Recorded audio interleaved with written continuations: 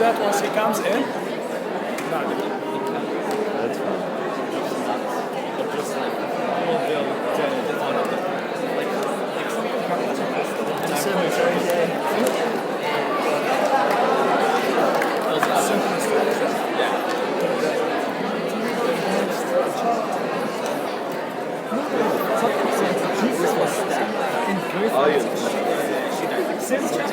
That's fine.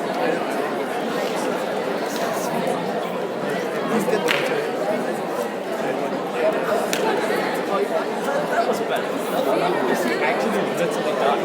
He died for a moment, died for the entire time.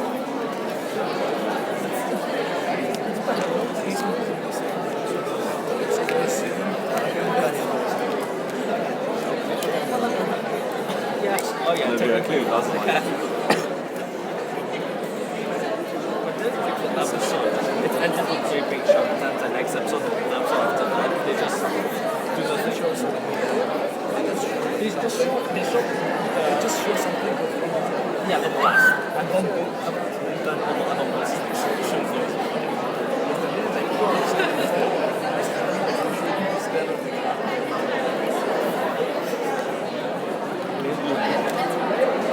So we need to for blood. I don't think the mess is going to come.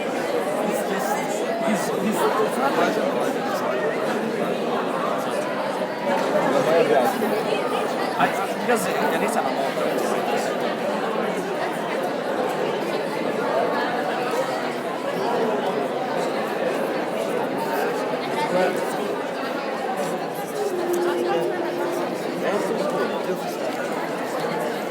What was it up with my mother?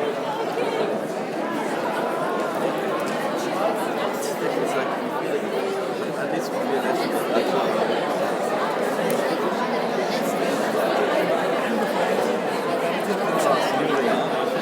Much rather creating actually. Don't do anything that he asks you to do. That you don't have to. You can't fuck with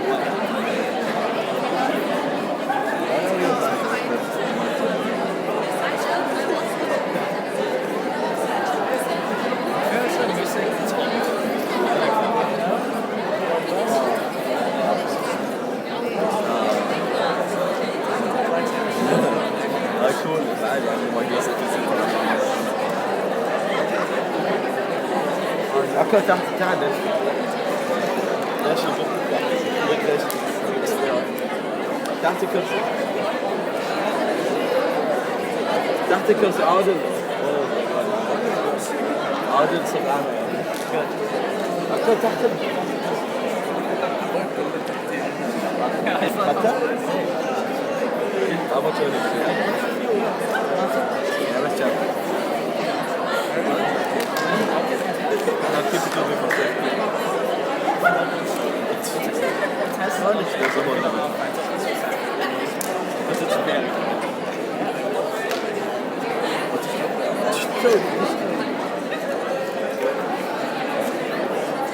actually that was too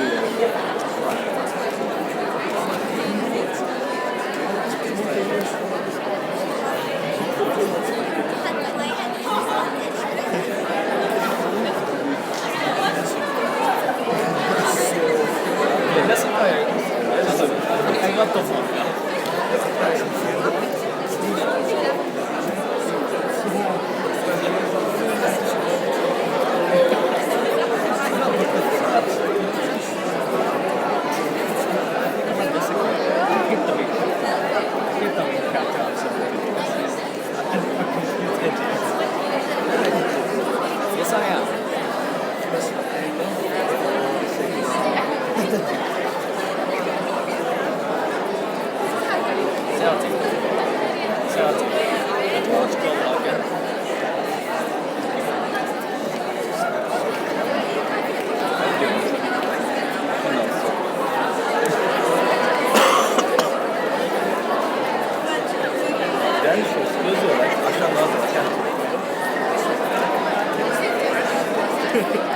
بحني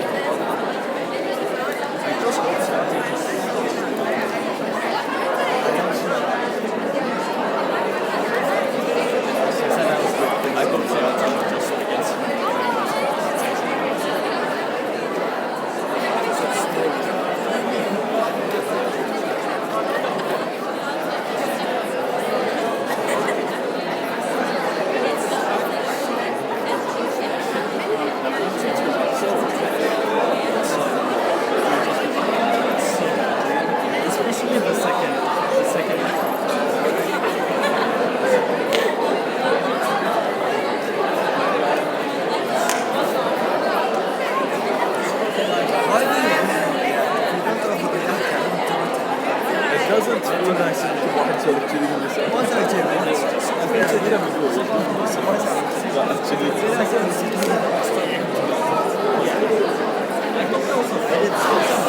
This is weird.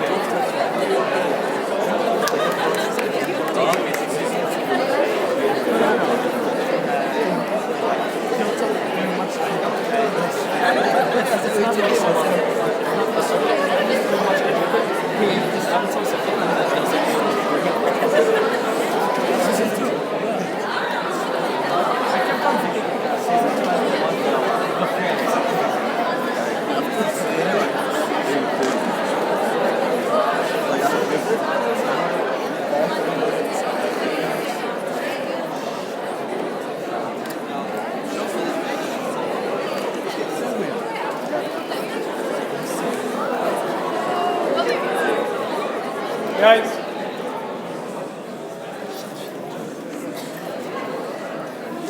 Guys, thank you. Islam Hamad.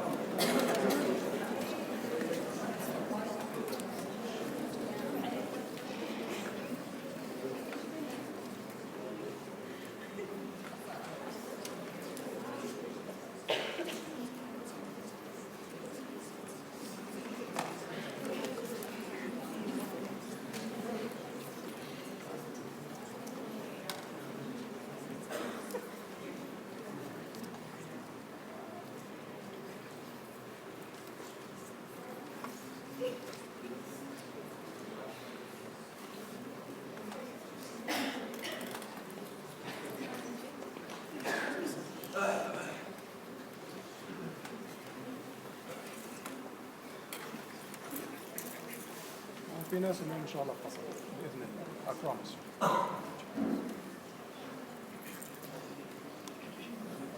Stand up, please.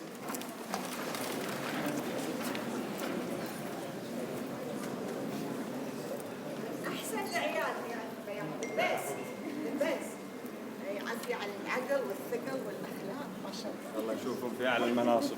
ان شاء الله يا السلام عليكم.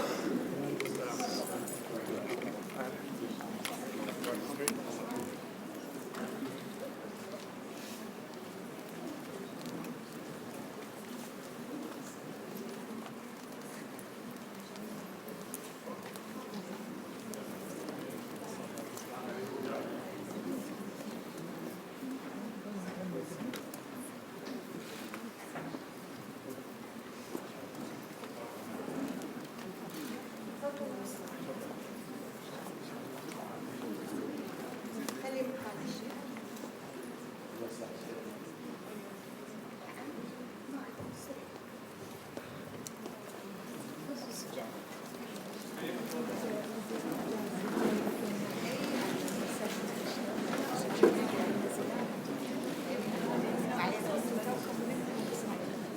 Bismillah ar-Rahman ar-Rahim. I'd like to begin by thanking His Excellency, Sheikh Mohammed bin Khalifa bin Ahmed Al Khalifa, our oil minister, for coming down today to talk to us. We're truly honored to have him as a guest.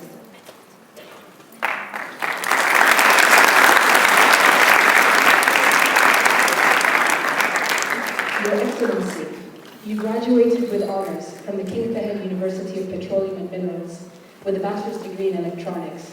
You've completed your higher education in the Kingdom of the United Kingdom and a master's degree from the University of Cambridge. You also have an advanced master's from the Imperial College of Science and an MBA from the DePaul University from the CalStat Graduate of Business. Your educational background is truly impressive, but your career background is also very impressive. In 1999, you joined the Ministry of Finance. In 2005, you were appointed Director of Government Shareholdings. During that tenure, you worked on the privatization of key projects such as the privatization of power plants, the SEEF IPO, and the Maharag STP. You were also a board member of the Bahraini National Gas Expansion. In 2011, you were appointed the Chief Executive of Oil and Gas Holding Company. And in 2016, by royal decree, you've been appointed as the Minister of Oil and are currently on the board of both the National Oil and Gas Authority and the Central Bank of Bahrain. You're truly an inspiration to all of us, and I'm sure all the students here want to know what it takes to be as successful as you and to have a successful career such as this. Bismillahirrahmanirrahim. Salatu wassalam ala Rasulillah. I would like to speak in Arabic. I think this is an English discussion. But I think it's a true honor to be here. I don't want to talk too much about myself because it's about you.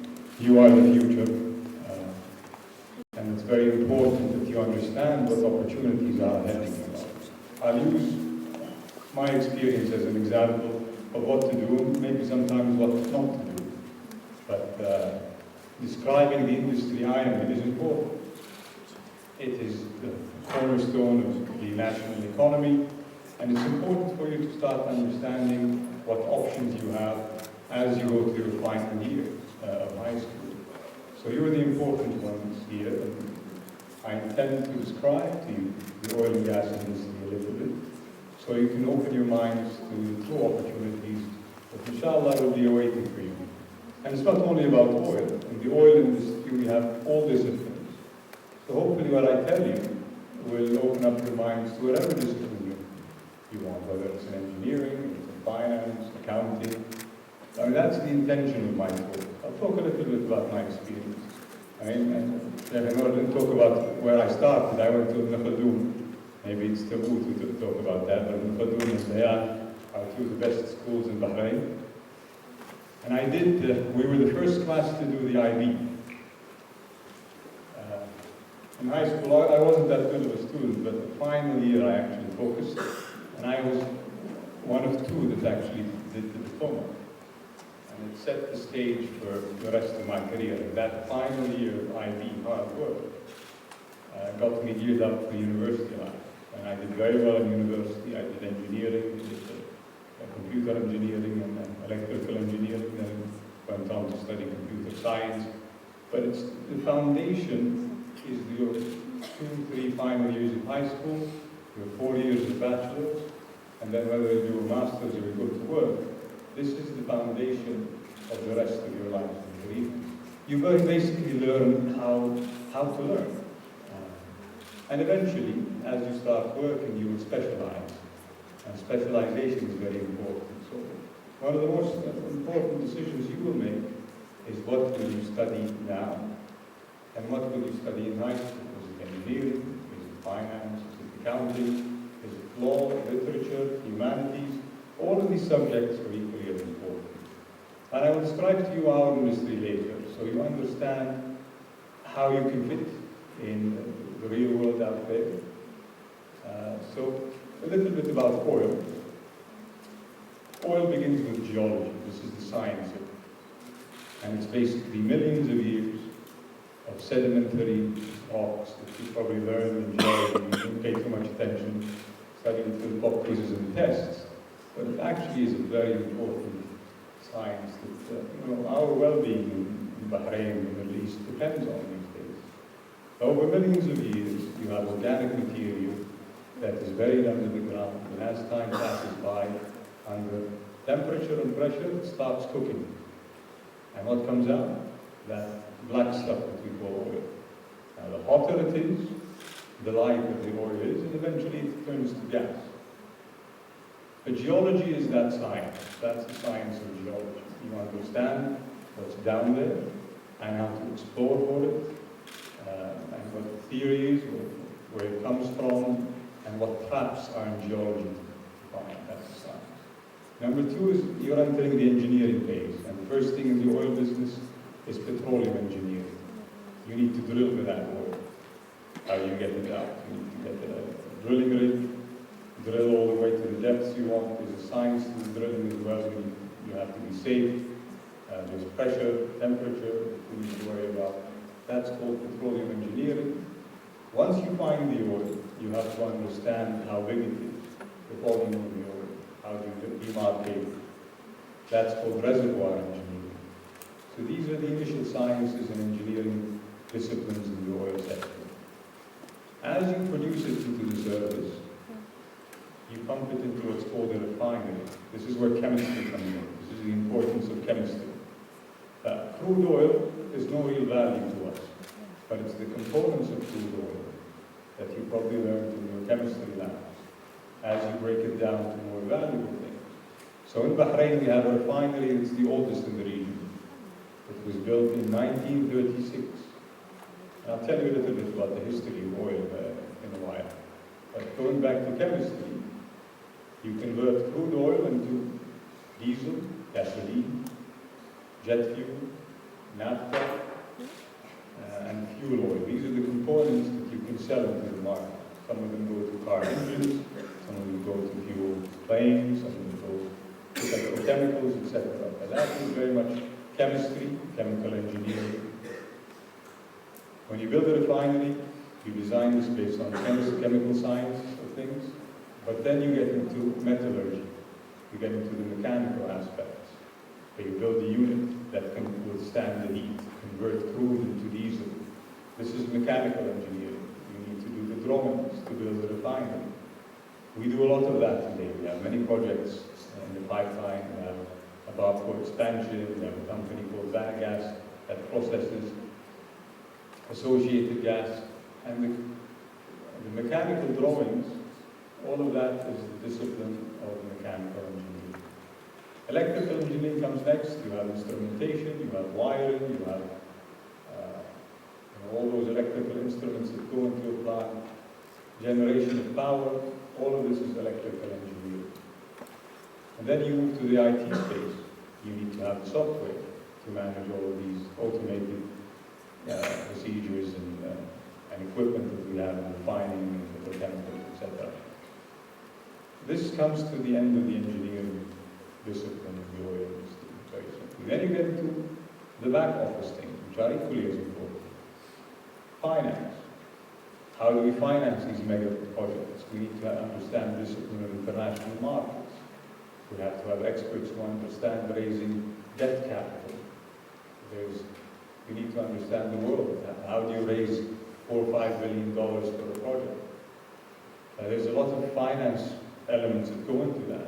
Now, so to use the example of Babco, we are talking to what's called export credit agencies.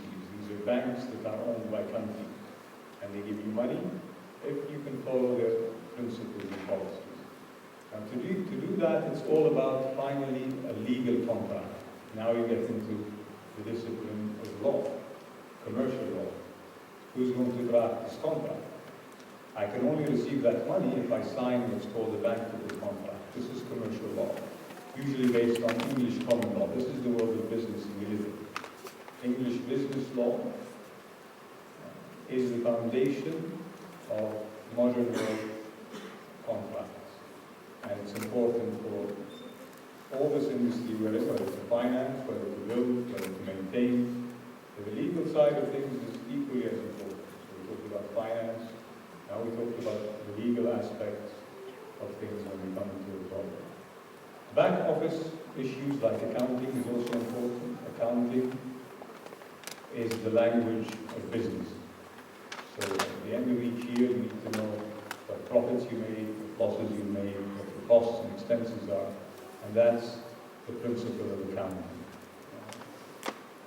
Other back office disciplines are HR, very important, developing the resources, training, etc. So it's a very important discipline. It is part of an organization that needs to be successful. But these are the basic broad options I think you have. And I just wanted to apply them to the oil and gas industry so you can start thinking about your full optionality. Let me speak to you a little bit about the history of Bahrain. And the British were in this part of the world for a long time, and they thought that there was no oil in the Arabian Peninsula. So they refused to finance exploration expedition. There was an engineer from New Zealand, his name was Major Holmes. They called him the father of oil in the Middle East. And he was sure that there was oil in Bahrain. So he convinced a company called Standard Oil of California in the 1920s to come and sign a concession in Bahrain. So the British found out and they said, well, we need you to establish a company in part of the Commonwealth, what was back then the British Empire. So they established a little company and they named it BAPCO, the Bahraini Petroleum Company. It was born in Canada in 1929, and they signed a concession with the ruler of Bahrain, the late Sheikh Hamad bin Isa at the time. And oil was discovered in 1932, to the surprise of a lot of people. Then there was a scramble to get concessions in the region, and boundaries happened, etc. Bahrain started getting a lot of wealth from that oil, and they built the biggest refinery in 1936. And by the 1940s, a big world event happened, which was World War II. There was a campaign in North Africa. Guess where all the fuel was coming from? It was coming from the refinery in Bahrain. So at the time, it was the Allied forces, Western forces, the leadership of Britain and the United States, and of course Hitler, who had allied with him the Italians at the time, fascist Mussolini. They sent 4 bombers to destroy the refinery in Bahrain in 1941. And I always tell them, thank God it was the Italians, because they missed completely. They dropped. I heard that the refinery puts out the fire, like the machines. I heard the story before by my father. That's one of the stories. A smart engineer actually turned on the flare. So they thought that they struck the refinery, but they missed completely. And they dropped close to 100 bombs, which they missed, of course. And it was in the middle of Ramadan at the time. A few months ago, I met one of the oldest retired employees of BAPCO. He's the father of the famous Bahraini singer, Ahmed al-Jumeir. Abu Isma Yusuf al-Jumeir. He's still alive, Allah yahfidhu, and he remembers the incident when they dropped the bombs. And he actually picked up some of the unexploded bombs. And we were spared the destruction of the refinery. It's true, there was a smart engineer who turned on the flare line. They thought they bombed us because they saw the fire. And the newspapers in Italy the next day had front page, Bahrain destroyed. So this is the history of this island you are part of. And oil started here first. And it became the generator of economic sustenance for us. We started having roads, schools, hospitals, etc. And the wealth started coming in. And of course, the rest of the Gulf countries started discovering oil, and they discovered more oil because of their size than we have in Bahrain. But that industry is now 80 plus years old, whether the refinery itself or the discovery of the food. And what we're trying to do today is, in the upstream side, we have exploration. We still have a lot of offshore areas that we didn't explore much. Now, it's not easy finding oil in these small areas. You have to have very strong seismic data that you have to process, and it's very expensive drilling. So exploration is an important part. There could still be oil and gas waiting for you by the time you graduate, so we don't give up. We have around 9,000 square kilometers of offshore area. Bahrain as an island is tiny, but our offshore territories are large. But we could be lucky enough to find something in the future. We currently have the Bahrain field, which is in the south of the island. That has 90% of the oil still remaining. So we only produce 10%. Do you think we're going to be more focused on excavation and expeditions to find more oil? Is that something that the kids can think about? And now, you probably heard the shale revolution in the US. The shale revolution is, you no longer are going to the simple oil field, you're going to where the oil came from, what's called the kitchen, the source rock. But we didn't go there yet, and there could be potential in the future to actually access that source rock. Yes, I think there's always potential, and you should never give up on exploration. Exploration is one. We are trying to increase the production of our existing assets. So we have the Bahrain field, has many layers of oil, which is difficult to produce. Then it has a layer of gas, and a layer of deep gas. So all of these layers are there to be developed for many years to come. We have a shared field in Saudi Arabia that gives us the majority of our food. That's the Abu Sata field. So the upstream is a very active area. We're doing a lot today. We're talking to international companies, trying to get more and more activities going. There's a lot of data processing. We have a lot of young Bahraini engineers. I don't know if any of them are graduates of Bayan. Some of them are geophysicists, some of them are geologists, some of them are petroleum engineers, all of them working in this field of upstream exploration and oil and gas production. Then you get into the field of processing. And we have many companies in that area. Bath was the first one with its refinement. We talked about refining. So what you do in refining, we have a huge project that we've been working on for the past 6 years. I've been working on this project for the past 6 years. And what you do in a project of that size, you go through the feasibility, then you do something called the front-end engineering design. So this is important for young engineers. Front-end engineering design is when you draw the technical details of a refinery. Like you're a mechanical engineer, you look at the units, you look at the metallurgy, what components you have, and like you would draw the specifications of a car, you draw the specifications of a refinery. Once you've done that, you go to the international contractors, and you get your finance people ready to finance it. Your legal people ready to look at all the legal contracts. It's a group of tens and hundreds of people working towards one goal, of all disciplines: engineers, financial people, legal people, project managers, all of them working towards getting this plant up and running.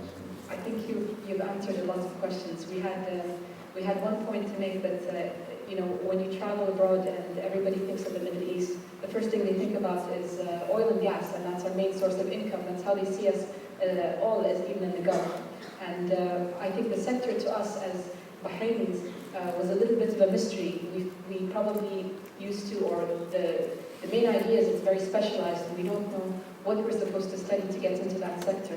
And you've answered a lot of questions for us, which is really great to know, and will probably guide a lot of our kids into that in the future, because it seems you believe there's a lot of opportunity for the future of Bahrainis to get into that sector, I think.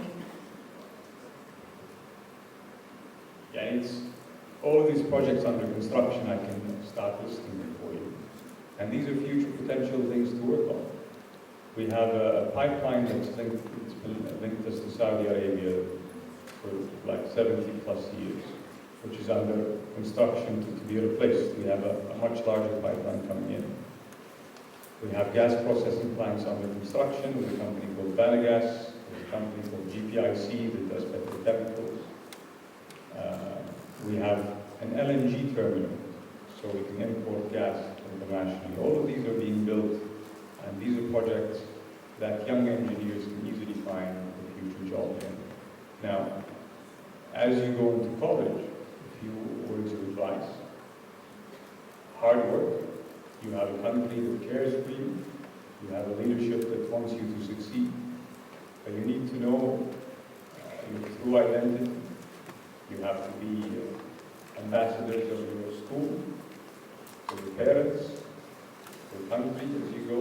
And the only advice is work hard and come back with flying colors, high grades, whatever the discipline you want, and we'll make sure you have the right job waiting for you. That's our responsibility.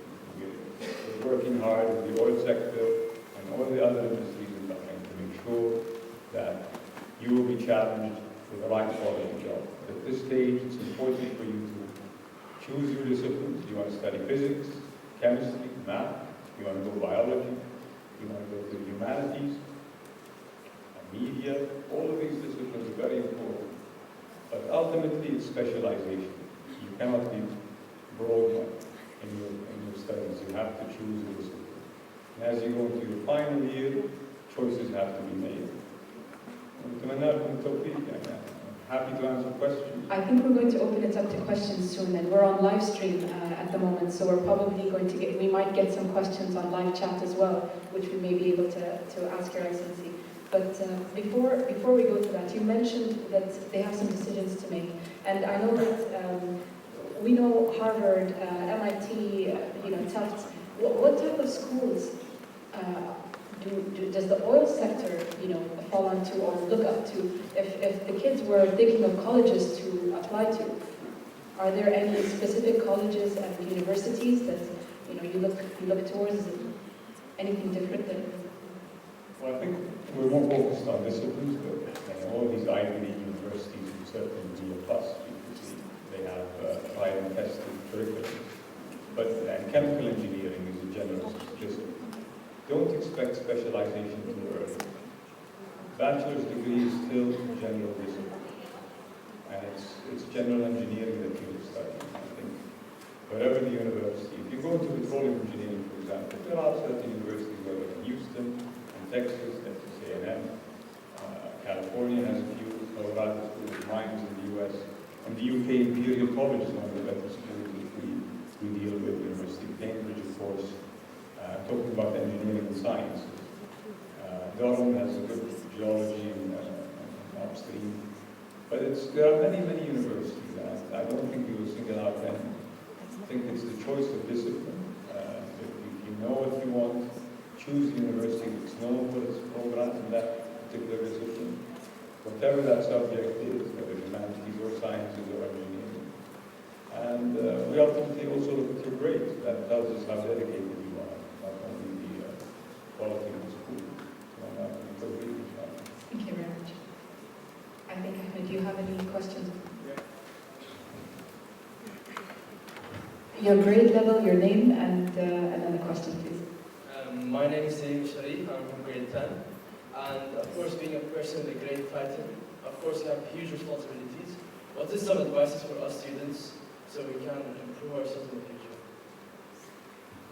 Can you repeat that? Sorry, I didn't. تعال أحمد تعال خليه يحكي. He heard you, it's fine. He'll answer your question. Yaisa, what about grade? Yaisa? Grade 10. Grade 10, you have 2 years. Tell me that, Michelle.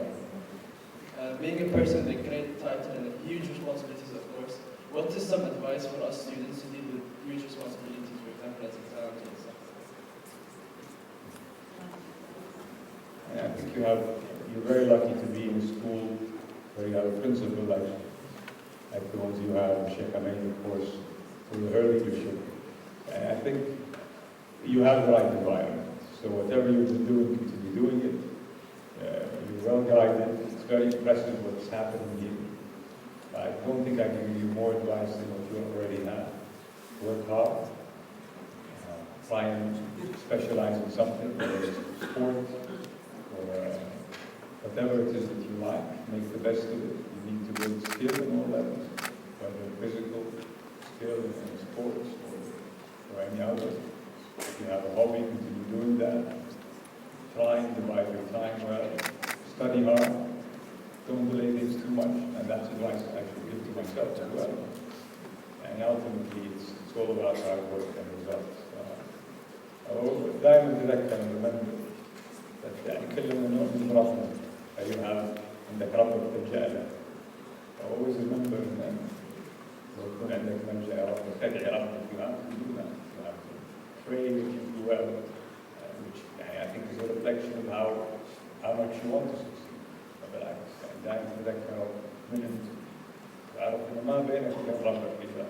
تدعي ربك إن الله ينجحك يوفقك. Everything will be okay. Don't worry too much. Just work hard. ونلقاكم إن شاء الله الشيخ أمين تحملكم تخرجكم بأحسن المراتب. وإحنا علينا إنه we have a job waiting for you إن شاء الله يوم التخرج. Thank you.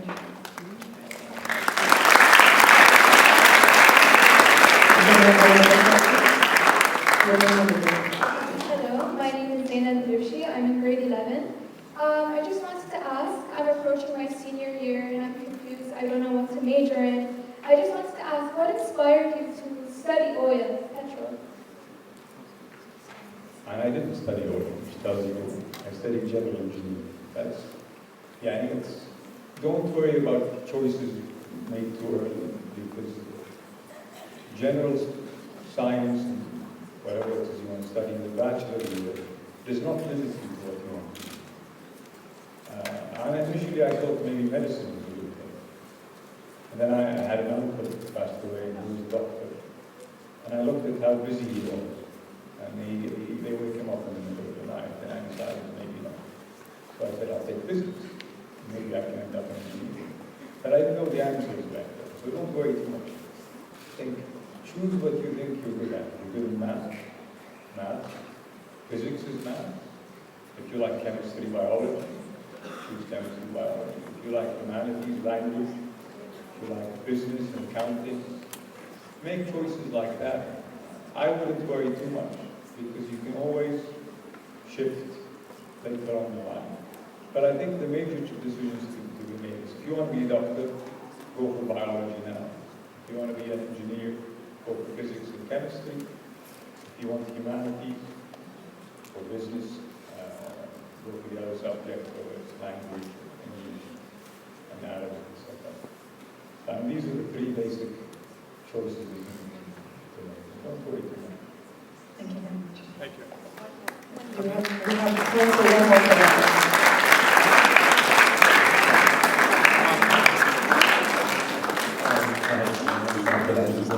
From grade 11. You mentioned that you were part of the IB program, right? I just want to know how influential were the courses you took in IB and what you decided to take on later throughout your years in college? Well, Salamat, what happened? Nothing to do with the chemistry lab, I hope, or physics lab. So we'll see. I think it's important. I chose physics. Higher, I remember, and math, higher. There was an IT, I think, computer at the time. But I think it set the stage. It was an important choice to make. Because I did well there, and I continued doing well in physics. And when you enter engineering, the first year is physics, chemistry, the basics are taught to you again.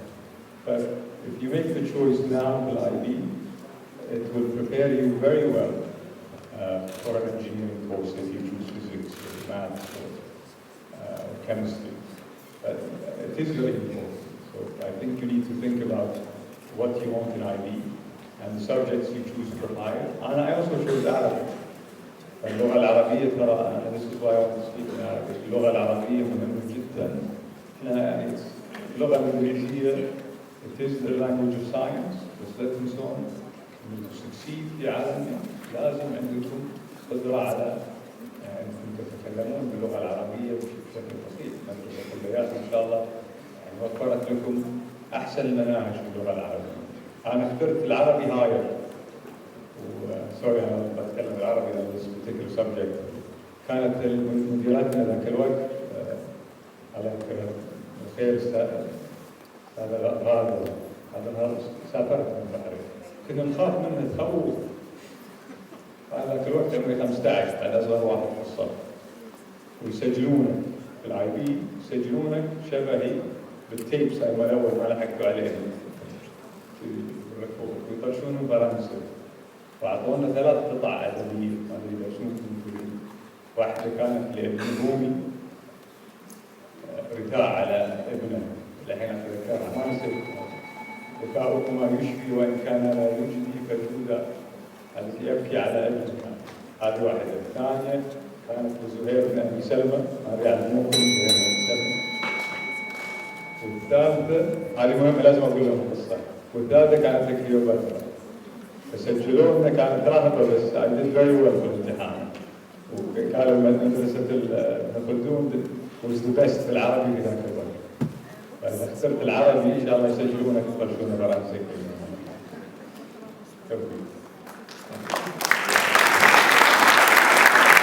Thank you very much.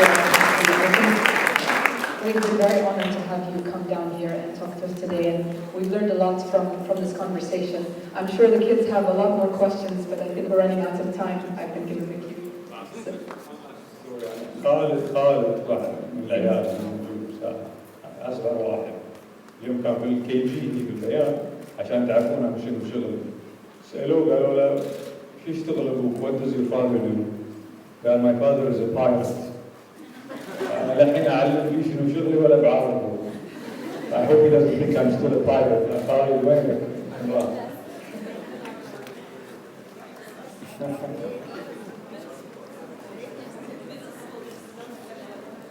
Thank you very much.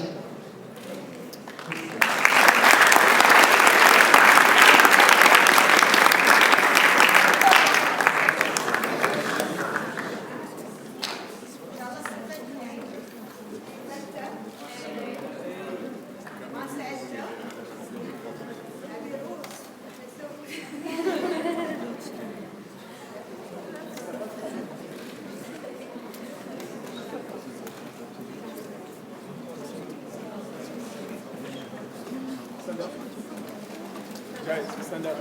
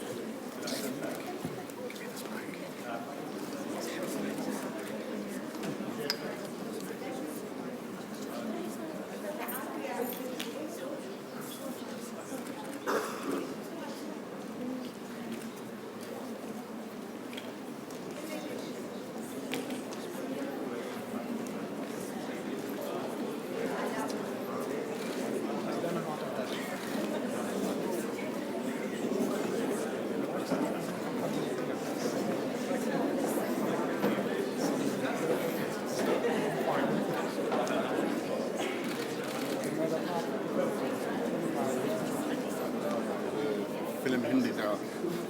You don't see فيلم هندي؟ بعدين شو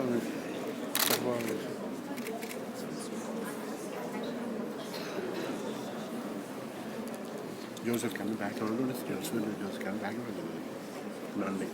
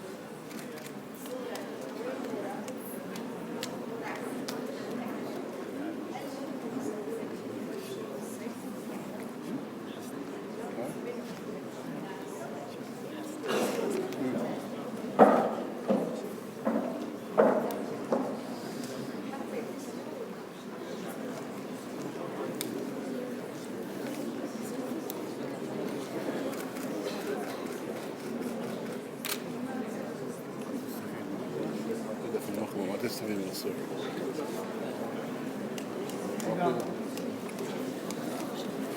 واحدة واحدة.